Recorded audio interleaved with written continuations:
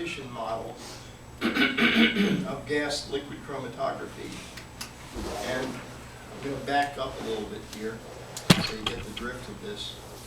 Our solute or analyte molecule, need some ink. Our analyte molecule transfers from the gas phase and partitions, dissolves into the stationary phase liquid, which is something like that stuff. And it comes to equilibrium. And you can imagine that diffusion inside a liquid that is that viscous is kind of slow.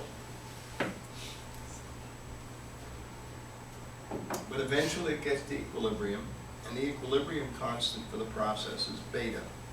That's our partition coefficient or our distribution coefficient, whatever you want to call it. And it's the ratio of the equilibrium concentration of solute in the stationary phase, which is Q, relative to the equilibrium concentration of the solute in the gas phase. We measure concentration in the gas phase as the usual concentration unit of moles per unit volume, typically moles per cc of gas. Q in gas chromatography is the stationary phase concentration, and it is usually measured as moles of analyte per gram per unit weight of stationary phase. Because of these odd units, beta, the partition coefficient, is not dimensionless. It's typically cc's per gram.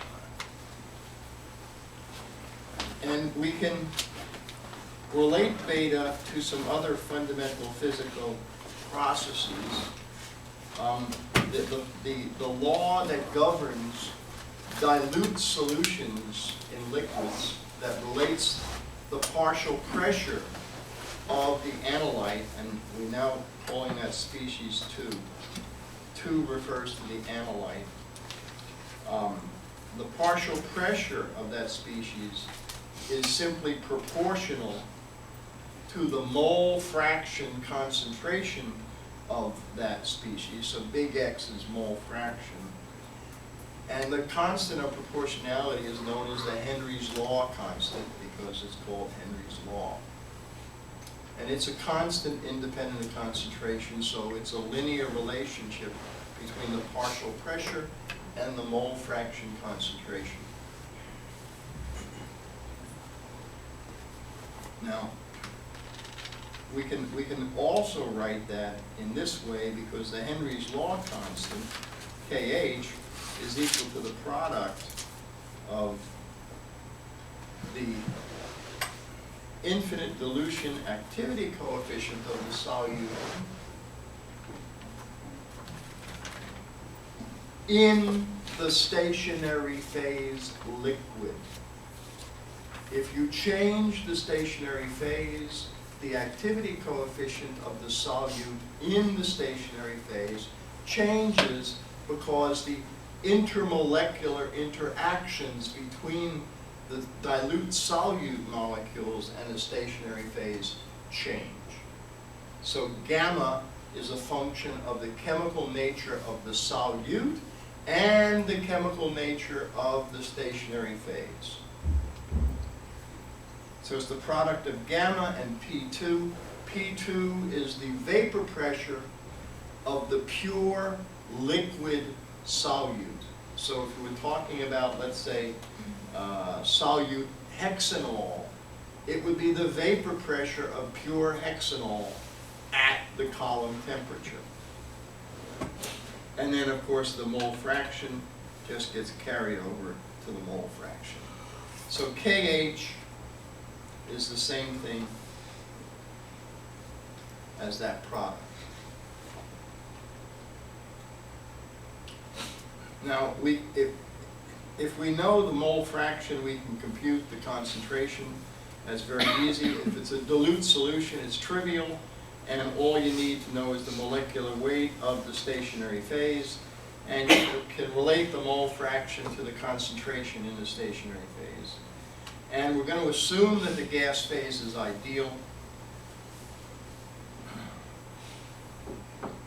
So using good old PV equals nRT, you take N divided by V, that's concentration. So concentration is equal to the partial pressure divided by RT, where T is the column temperature, of course, in Kelvin. So we can put all of this together, and we come up with this very powerful relationship that predicts the value of the partition coefficient from fundamental properties of the solute, solute in the stationary phase, of the stationary phase, the molecular weight, and RT. Now, the really interesting thing about this equation is that this solute property here, P02, the vapor pressure of the pure solute, has absolutely nothing to do with the stationary phase. Nothing. It's a property of the pure solute and temperature, and that's it. R is a constant, independent of solute. T is a constant, independent of solute, and independent of the stationary phase. The only two things in this equation that depend on the stationary phase are its molecular weight and the activity coefficient of the solute in the stationary phase. Now this is very, very interesting because it says that the selectivity of the separation, which is equivalent to the ratio of two beta values, varies with solute only through two things in this equation. It varies with the solute, or pair of solutes, through the vapor pressures of the pure solutes and through the ratio of activity coefficients of the pure solutes. The only way the stationary phase influences the selectivity of the separation is through the ratio of activity coefficients. This is very, very, very important. You cannot understand selectivity in gas chromatography, or for that matter in liquid chromatography, without realizing that selectivity is governed by the ratio of activity coefficients. It's absolutely fundamental.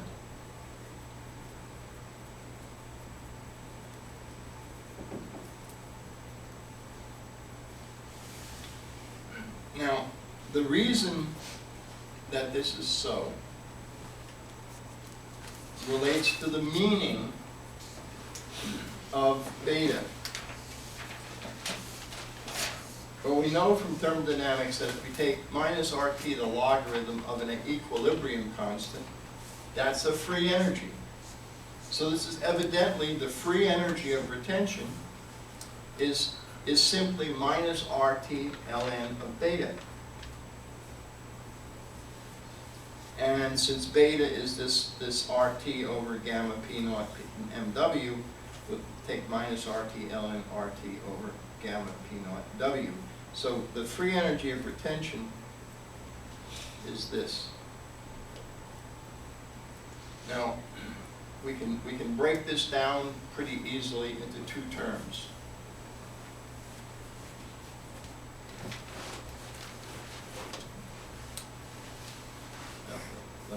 Let me do it this way. I'm going to break this down.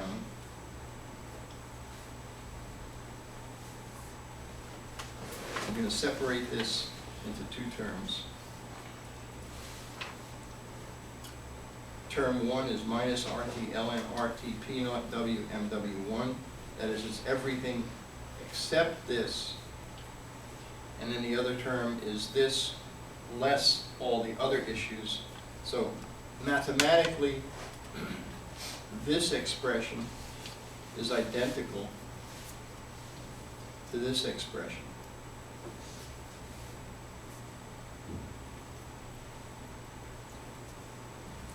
However, the first term here actually corresponds to a free energy. I'm going to call that delta G naught 1. And this second term corresponds to a free energy. What delta G naught 1 is the free energy of transfer, not retention, the free energy of transfer of the solute molecule in the gas phase. So picture in your mind an ideal mixture of the solute in the carrier gas, helium, hydrogen, whatever. And now you're taking that gaseous or vaporized solute and condensing it to the pure solute liquid.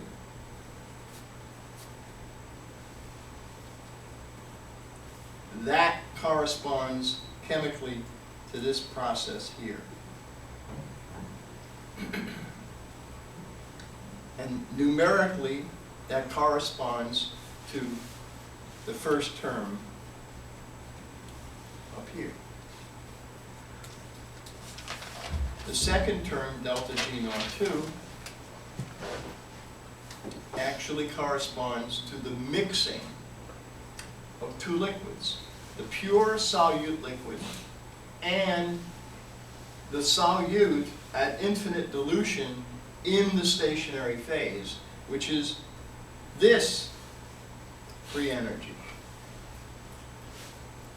So the delta G of retention really, thermodynamically speaking, can be considered to be the result of a two-step process.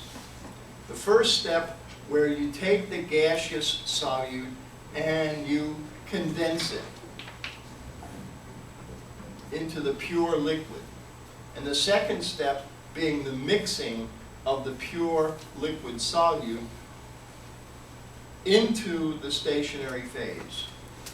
This is where the interactions between the solute and the stationary phase turn on.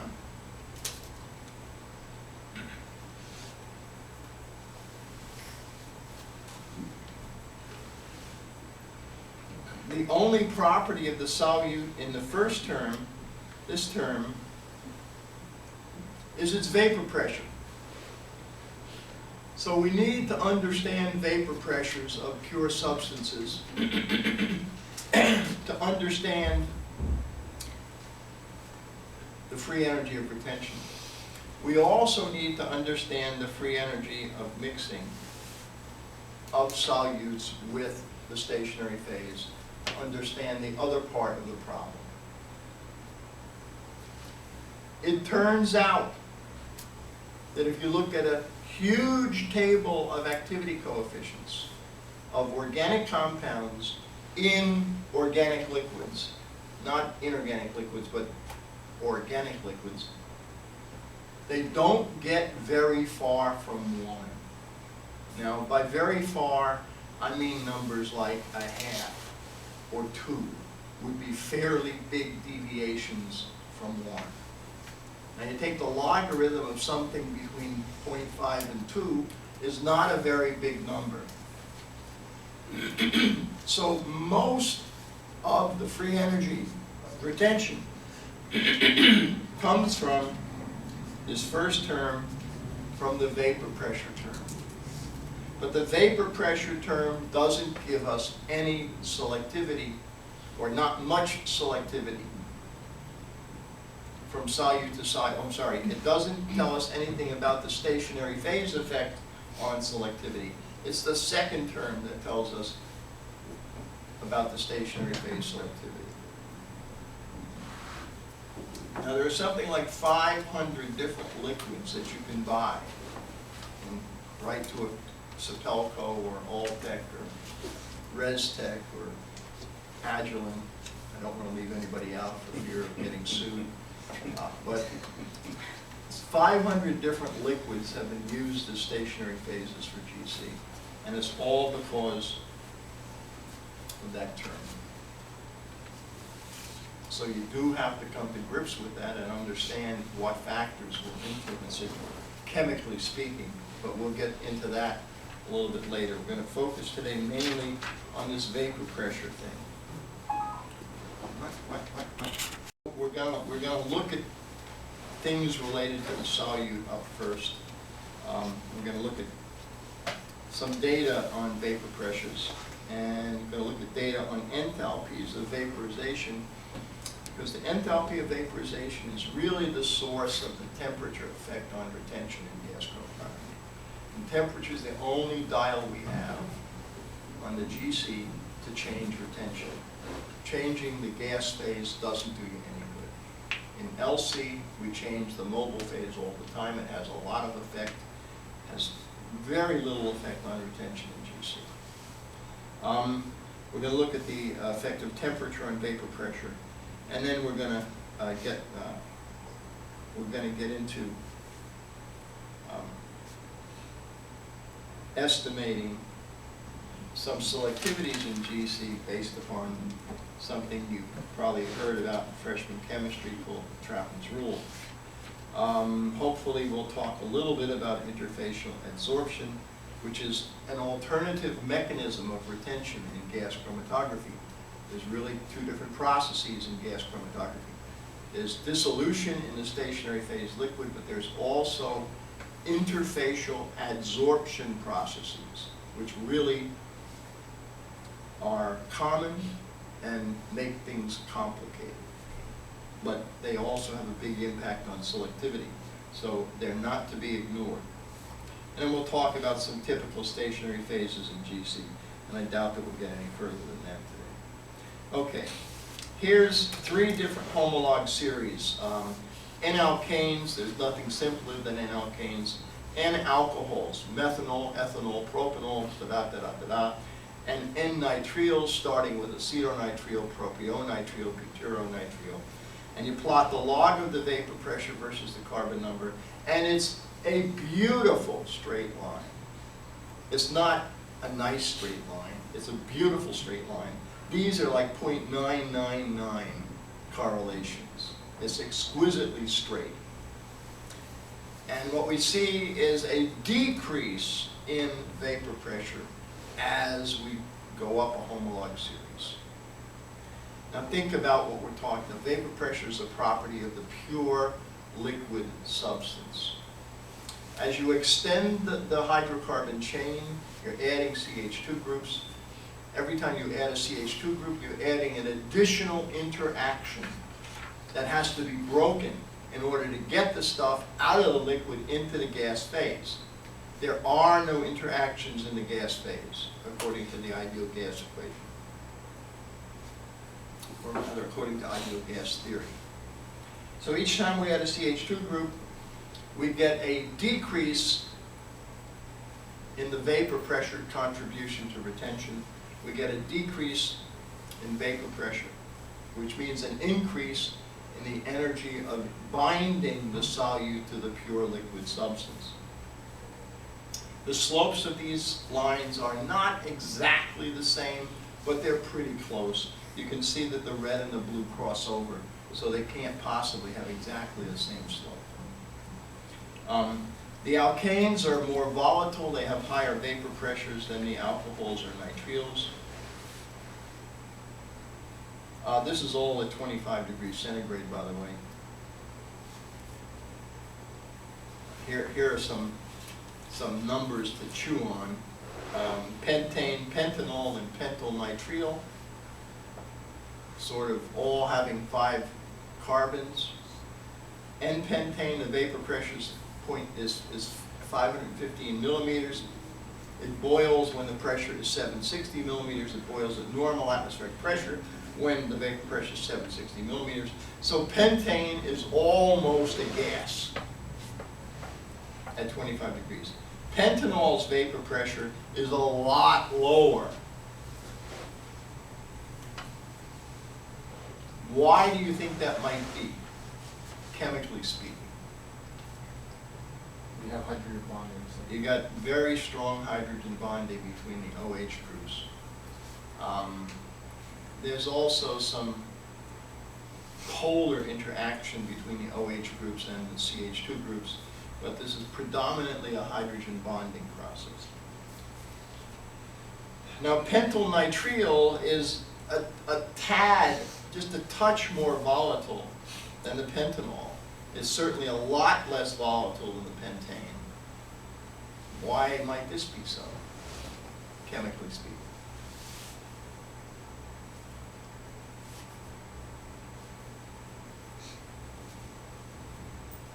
Is it hydrogen bonded?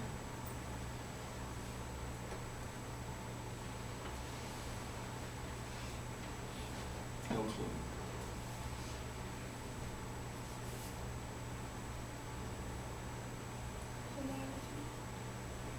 A nitrile group is a very, very dipolar group. It's got a humongous dipole moment. It's not a very, it's an okay hydrogen bond acceptor, but there's no hydrogen bond donor.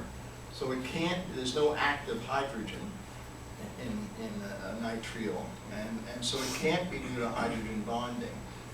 The OH group is a donor and an acceptor, so there's hydrogen bonding there. But this is predominantly a dipolar interaction between the nitrile group and the nitrile group. But there's also some additional dipole-induced dipole interactions between the nitrile and the CH2.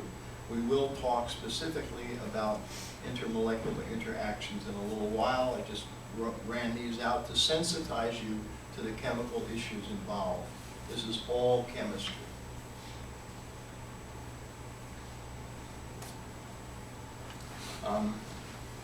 Let's look at the volatility of a bunch of alkanes. And I'm going to measure the volatility now in terms of their boiling points, and these will be in degrees centigrade. So a low boiling liquid means a very volatile liquid. It means it has a high vapor pressure. And a high boiling substance means it's not very volatile. Okay, well let's start with N-hexane. Well, it's not an isomer, but it's awfully close in terms of composition to N-hexane is cyclohexane. Cyclic compounds generally are less volatile, slightly less volatile than the straight chain of the same thing. So the BP is a little higher for cyclohexane and for N-hexane. I would expect to see the same relationship for cycloheptane, cyclopentane, cyclooctane, cyclononane. I expect the cyclic to be somewhat higher boiling. Chemical engineers deal a lot with boiling points, and they invented a name for cyclic compounds, cyclic alkanes, called naphthenes. Not naphthalene, but naphthenes. So if you're ever reading data from some oil company, you'll hear them talk about naphthenes. It ain't naphthalene. It's a cyclic saturated alkane.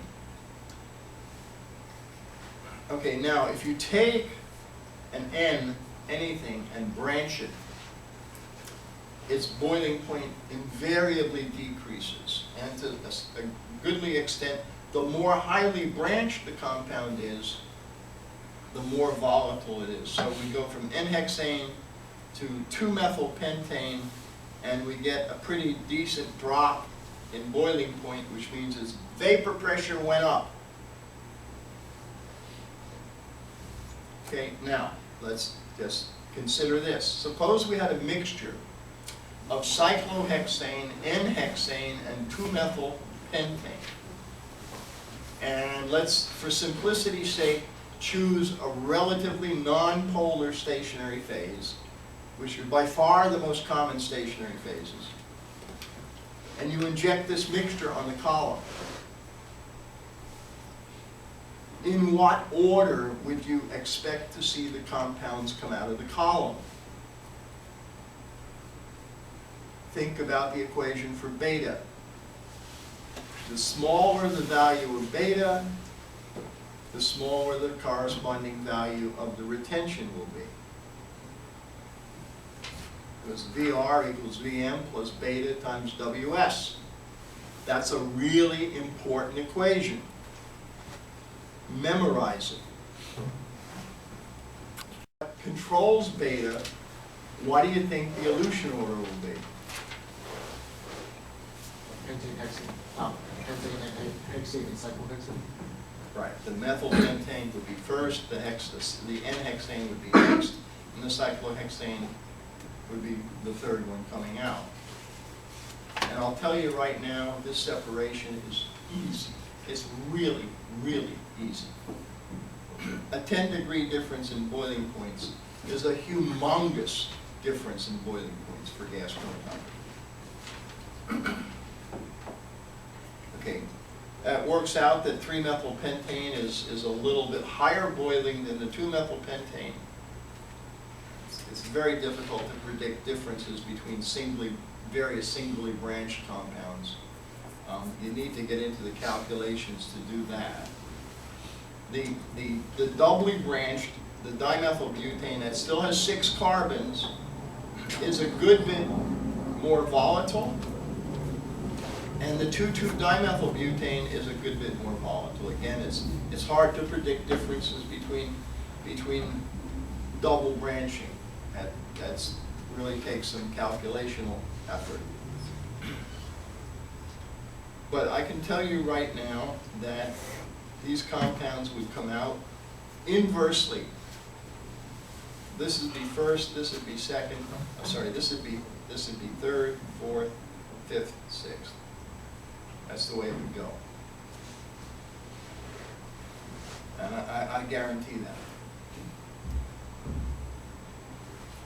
So the rule is cyclic is less volatile, more branching, the more volatile.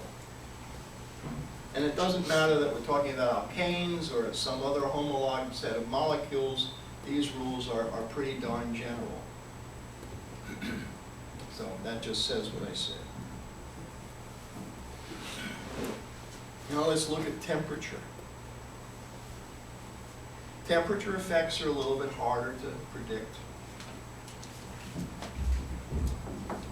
You see, in fact, that the vapor pressures of methanol and acetonitrile cross over one another. So at one temperature, at the lower temperature, the methanol is more volatile than the acetonitrile, but at the higher temperature, the acetonitrile is more volatile than the methanol. And what this means is an increase in temperature messes up dipole-dipole interactions more than it messes up a hydrogen bonding interaction. The other factor to look at here, though, is this is an 80-degree centigrade change in temperature. And that corresponds to a very large increase in vapor pressure. Very, very large increase in vapor pressure. I mean, we're at vapor pressures on the order of less than 100 here at 20. And we're looking at vapor pressures that are, well, we're way above the boiling point of everything here. Because the pressures are now 2,500 millimeters, which is 760 is boiling. So all three of these at the 100 degrees centigrade have boiled. They are gases. At normal pressures, they're gases. Here's what happens if we plot the log of the vapor pressure versus 1 over T Kelvin.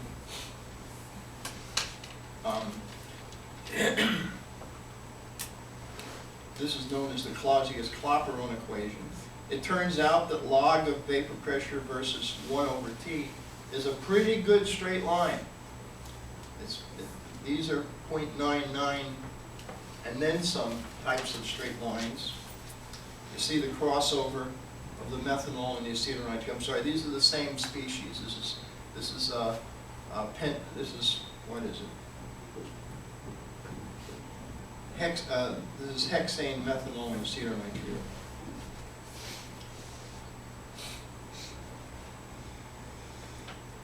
So this is an alternative form of the Clausius-Clapeyron equation.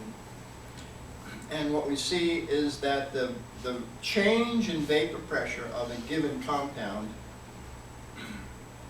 with temperature is governed by the enthalpy or heat of the vaporization process.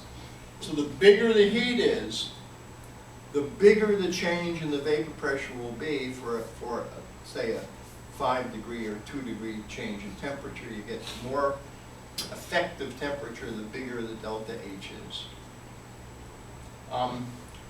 This equation is not, this equation, the Clausius-Clapeyron, is not exactly a straight line. A lot of people who want to do better prediction of temperature effects use an equation known as the Antoine equation, which has this form. So it's got 3 fitting parameters. It's got the A and the B, which is the same form as the Clausius-Clapeyron, but it adds a 3rd parameter, the C parameter, and that C parameter helps the fitting a bit. So if you really want to predict accurately vapor pressures versus temperature, this is a better way to go.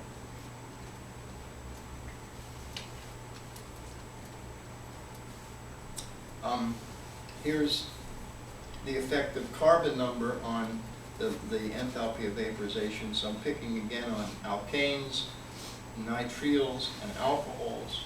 And you can see that in all 3 cases, the enthalpy, okay, this is the enthalpy of vaporization, the enthalpy goes up with carbon number.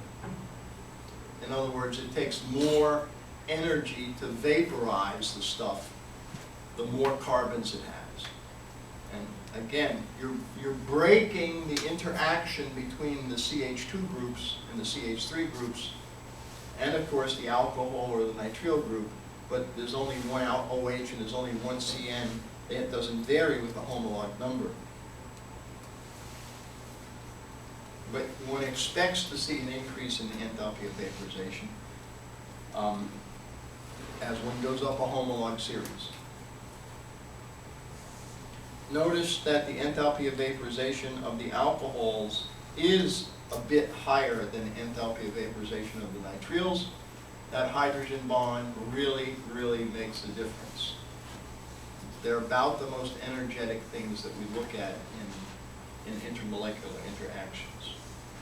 When they happen, they really tend to control everything in sight.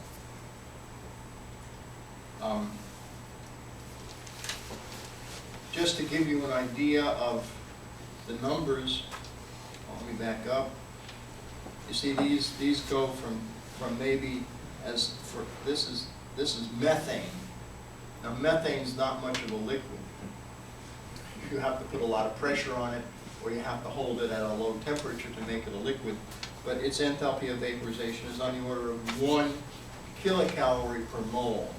But when we get up to hexane, we're already talking 6 to 7 kilocalories per mole.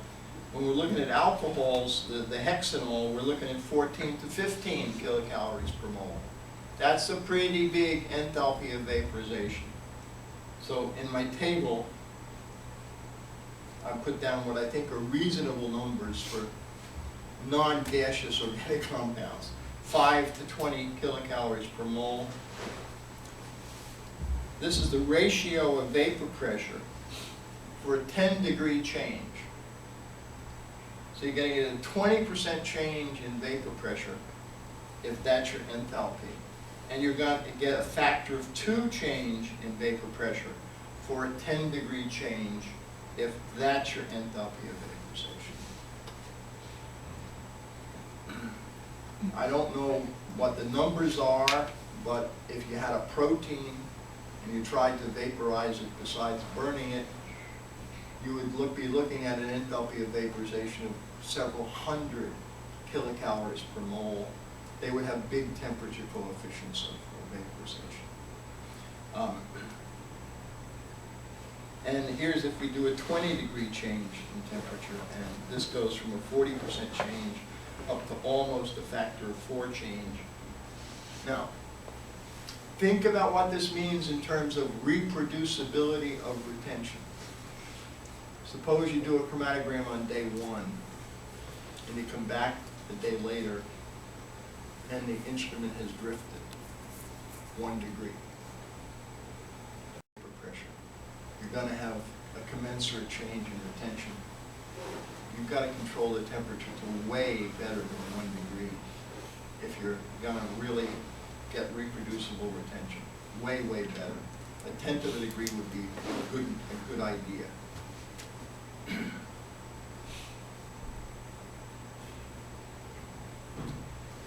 Okay, you might remember Troughton's rule from general chemistry, but it actually has a meaning.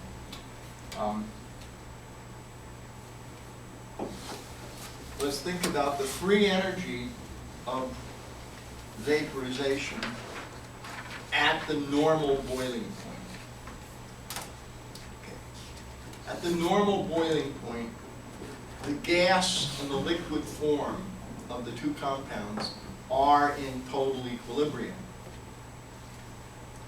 If they're in equilibrium, then the free energy to go from one phase to the other is 0. So we can say that delta G naught vaporization at the boiling point for any substance is 0. We can set delta G equal to delta H minus T delta S. So we know that delta H minus T delta S all at the boiling point equals delta G. Delta G is 0. So delta H has to equal T delta S. So this has to be true. It turns out that the entropy of vaporization of a great many liquids, and I won't bore you, but I've got a list of a couple of hundred, don't deviate a lot from about 22 calories per mole per degree Kelvin. Which means that the enthalpy of vaporization can be approximated as 22 calories per mole per degree Kelvin times the boiling point of the substance. So the boiling point actually controls the enthalpy of vaporization.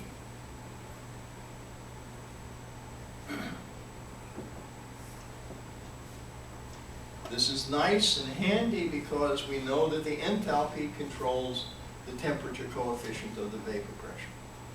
So we can now predict vapor pressures if we know just their boiling point. That's all we need to know as an approximation. This is not the third or fourth or fifth or 80th law of thermodynamics. This is an approximation. And this leads to this equation that the natural log of the vapor pressure in atmospheres is about 11.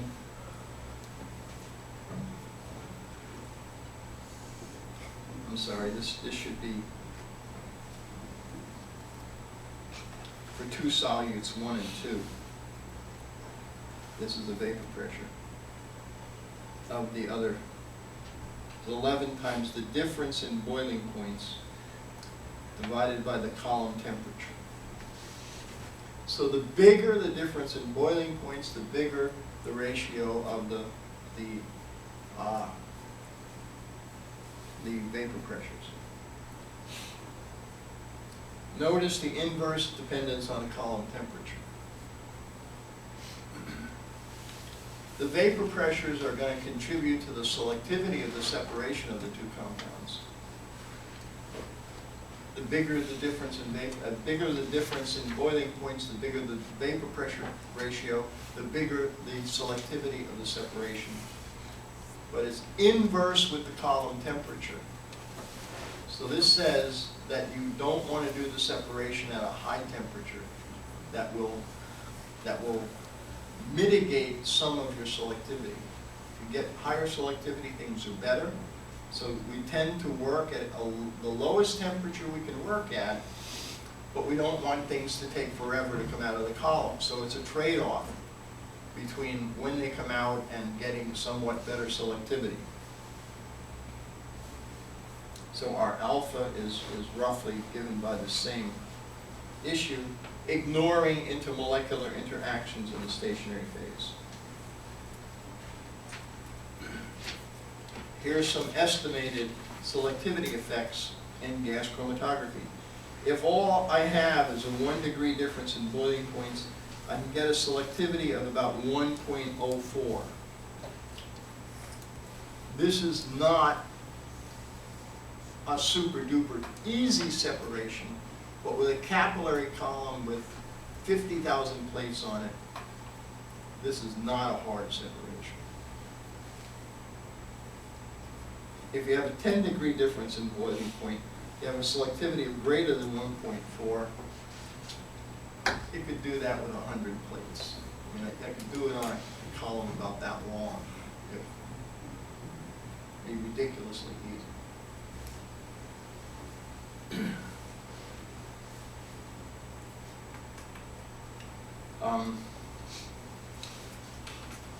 Let's push it a little bit. Let's look at the pentanes, and 2,2-dimethylpropane, 2-methylbutane, both have 5 carbons. Here are the boiling points in centigrade. There's the selectivity of the separation. Relative to N-pentane, there's the boiling point of the N-pentane, and the selectivity of that separation is 1.35. It's really, really easy separation. Look at the hexanes, the N-hexane, singly branched, doubly branched. None of these would be considered at all a challenging separation. Now, when you get into hexadecane, and you're looking at its vapor pressure, let's say of a one-branched hexadecane against a two-branched heptadecane, you may get some challenges there, and you will get some challenges. I'm not saying you can separate everything, but when you're looking at these small molecules, those selectivities are huge. Now, this is a grab bag of molecules. These are not homologs. They're not related to one another in any way. It's just a mixture. And it's a plot of the adjusted retention time. And that's the retention time minus the dead time. It's the log of that versus 1 over t. And they're all pretty good straight lines. That's point number 1. Point number 2, the lines cross over one another.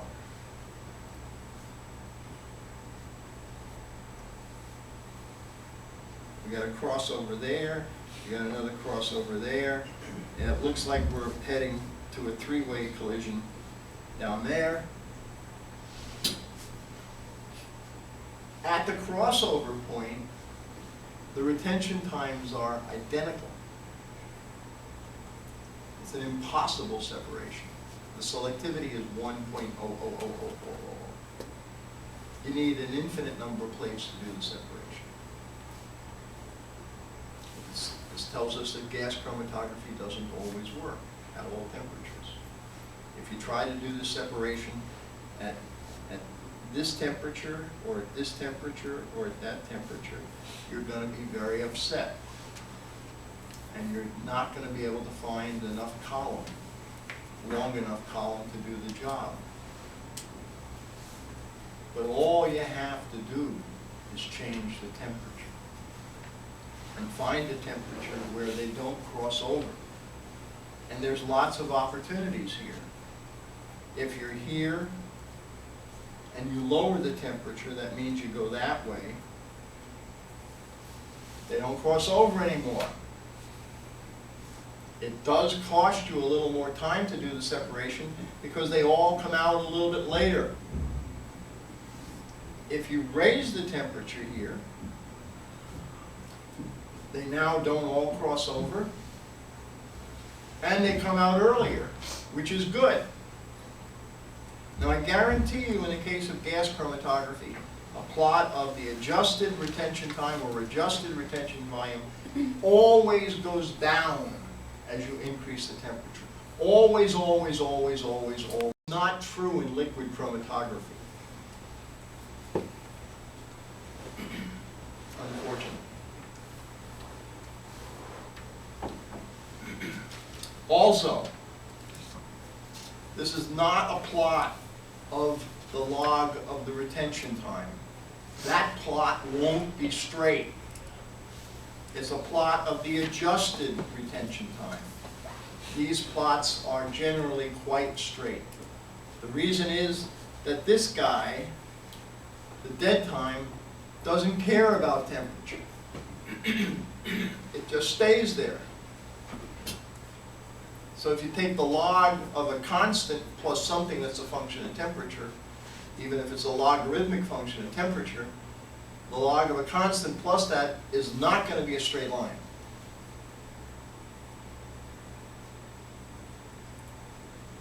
We can calculate the true temperature dependence from beta. That's where the temperature effect is coming from. The temperature is changing the value of beta.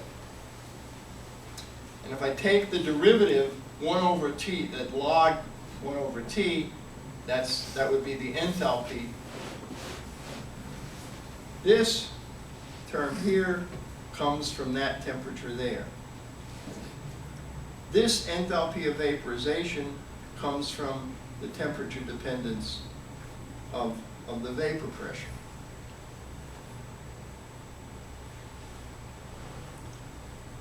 Does the molecular weight depend on temperature? Does the molecular weight of benzene vary with temperature?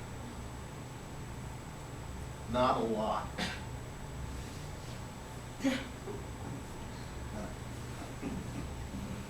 This doesn't do anything for us.